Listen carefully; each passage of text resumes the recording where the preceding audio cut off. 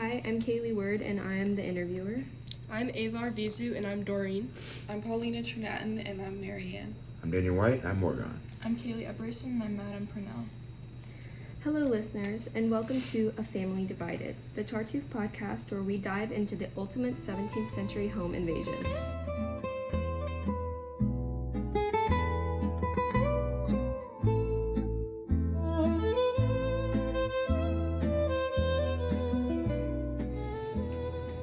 I am your host, Kaylee Word, and I am here today with some special guests, Doreen, Marianne, Oregon, and Madam Purnell. This group all have varying opinions about one specific man causing a lot of tension in their household, Tartuffe. Today's guiding question is, how does the family dynamic change in the presence of Tartuffe, and how do family tensions rise and fall throughout the play, and for what reasons? Now it is time to ask some specific questions to dive into the minds of a few members of this particularly tense household. Starting with Madame Purnell. Unlike most, besides Oregon of course, you seem to have taken a liking to Tartuffe. Why is that? I adore this man because he is a holy man. He is not a hypocrite like everyone else says. As I've said before, he is a nobler, kinder man you'll never find. Tartuffe is just one of a kind. They only dislike him because he calls them out on their own nonsense. He is the only one who speaks truth in this house, so of course they want him out. This family was falling apart with no rules or respect, just chaos. Tartuffe brought structure back to our household. He is someone who deserves your respect. He's a man who should be listened to. He is living a life of discipline and is trying to knock some sense into those fools. Wow, I think that's a very interesting take on the situation. It's definitely clear you have strong values. This leads me to my next question for you. Since you discussed other members of the family lacking respect and rules, do you think younger generations lack discipline and morals? Of course they lack any sort of discipline and morals. How is that even a question? As I've said before, the values here aren't good, and nobody respects authority anymore. We have a servant with an opinion acting like she runs everything, when actually she is the former nanny, nothing more. For the children, they refuse to listen to any sort of wisdom or advice. No one understands respect anymore. Not for elders, not for rules, not even for themselves. Everyone talks back, argues, and think they know better than those with experience. If they would simply learn obedience, maybe this family would finally know peace again and not be drowning in chaos and disgrace. So it sounds like you feel disrespected by your family members. I think this highlights the different feelings brewing in the household. Let's continue with our next guest, Marianne. With everything that's going on, you haven't shown as much protest as others. Why is it so hard for you to speak up, or why do you choose not to? Listen, I know I seem quiet compared to Doreen, Demi, or even my own mother, but that doesn't mean I feel nothing. In our household, I was always raised to obey my father.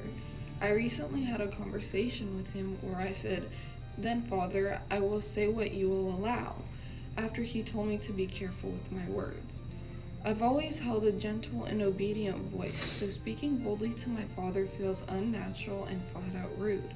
When others confront him, they do so with freedom that I don't have.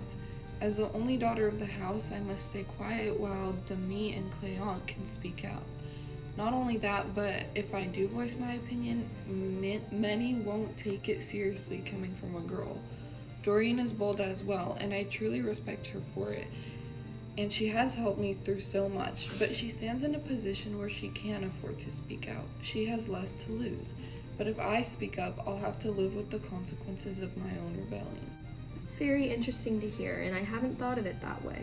I bet the situation at hand was very difficult for you and presumably caused resentment towards Tartuffe. But what I want to know is, how did you feel when your father tried to marry you to Tartuffe? When my father told me I would marry Tartuffe, I was extremely shocked. For once I tried to speak my opinion, and I exclaimed to him, "What, father, you want?" before he cut me off. It was horrible being forced to marry someone you don't know, let alone someone you despise. I'm used to it, but this was the one time I hoped my feelings wouldn't be dismissed by my father. I felt so helpless that even Valère and I got into a fight about how I wouldn't stand up for myself. But as you know, how could I in this home? My father spoke as if the decision was already made for me. We all knew, however, that it was because of his own infatuation with Tartuffe. And that's what hurt most, realizing that in reality, my father valued Tartuffe's fake piety more than his daughter's happiness. Tartuffe broke my family up for so long. I'm just glad my father finally came to his senses. I'm sure that was hard for you, and it's difficult to go through something like that, especially when it has to do with family. I do have to ask, how are you and Valère? Oh yes, it's been great ever since we got my father's blessing. We finally got married and it has been amazing ever since. And Valère seems to be enjoying it as well. As they say, happy wife, happy life. Wow, that's great to hear. Thank you for sharing. Now it's time for our next guest, Doreen. Would you say you see the truth more clearly because you're not as high in power? When you're at the top, everyone nods. Everyone agrees. Oregon cannot recognize Tartuffe for what he is because Tartuffe is successful in feeding his ego. Now me, I have no power. I don't own this home. I don't have the money. I don't own anyone. I just watch and I just listen. When you're a servant, you soon discover what people are really made of. You notice how people talk in public versus how they talk in private. You discover who brags and who eyes at another man's wife. It is not that I am somewhat lower, it is that I am freer. To answer the question, yes, I do see it clearly. Not because I'm under them, but because I'm not interested in pretending. I lose nothing from telling the truth. I am in a way forced to do nothing about Tartuffe, so it is easy for me to see his fake in every move. So I can get frustrated and worked up now and then when people aren't as bold about what they see and want. One I felt very upset with was Marianne, allowing her father to do what he wanted to. I told her, I'm forced to play your role, and it's a reach. How can you sit there with nothing to say, watching him tossing your whole life away?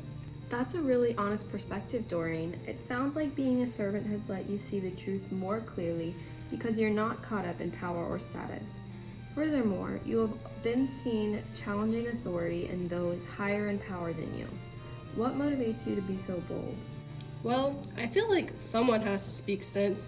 When I see foolishness dressed up as religious duty, or when I see the authority is being used to silence everyone else, then I'm not just going to stand by and be polite. I live in that house, and I care about those people deeply.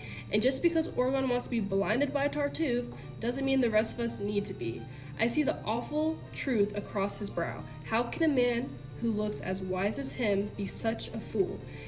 It's one thing to obey when obedience costs nothing, but when it means letting a hypocrite run my family, that's when it becomes my weakness. I speak sharply because the truth needs to hit deep. You want to know what motivates me? That's easy. Loyalty, logic, and a very deep impatience with hypocrisy. You make a very good point.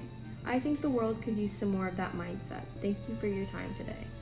As for my last guest, we are going to speak to the man most directly involved with our issue at hand, the man who brought Tartuffe into his home, Oregon.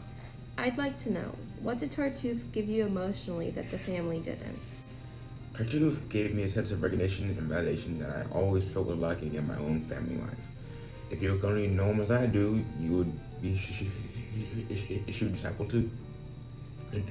Tartuffe gave me an appropriate sense of being respected and admired and being morally meaningful, rather than just being a husband and a father dealing with family conflict all the time. Some say I was blinded by the desire for spiritual validation, but I'm not sure how true that is. After seeing with my own eyes Tartuffe hitting on my wife, the idol image I made of him became long gone. Oh, so it was more for validation for yourself than it was simply doing a good deed. Hearing your side of the story is very intriguing. I also wonder, do you think your relationship with Tartuffe affected your role as a father, as a husband? I will. Though I admit that my relationship with my family wasn't stable, but quite rocky. Tartuffe definitely had a big impact on me as a father and as a husband. I had become so convinced of his holiness that I found myself giving more of my attention to what he had to say than what my wife and my children had to say. Even though they were simply trying to tell me the truth, and I seemed to blow them off at each turn. Preferring to listen to what Tartuffe had to say, I thought I was doing what was benefiting my household spiritually, but instead I did the complete opposite. He told me to love nothing and no one. Mother, father, wife, daughter, son. They could die right now and I'd feel no pain. which it shouldn't be like that. I failed to carry out my duties correctly, giving my devotion as a father and a husband a negative impact on my household. I'm glad you're able to recognize that and realize how it affected your family negatively. The first part of solving a problem is recognizing the problem at hand and taking responsibility. Thank you for sharing that with us. Well, listeners, after hearing from everyone today, it's clear that Tartuffe completely changes the family dynamic. Some, like Oregon and Madame Purnell, see him as a holy guide, while others, like Doreen and Marianne, recognize him as a dangerous hypocrite. Additionally, it is very apparent that tensions in the household were extremely high because of various issues and disagreements caused merely by Tartuffe's presence. We're glad the situation is under control now, and we can only hope Tartuffe doesn't have another family to target. Thank you for joining us on A Family Divided, the Tartuffe podcast. Until next time, keep your eyes open because even the nicest and holiest person might not be what they seem.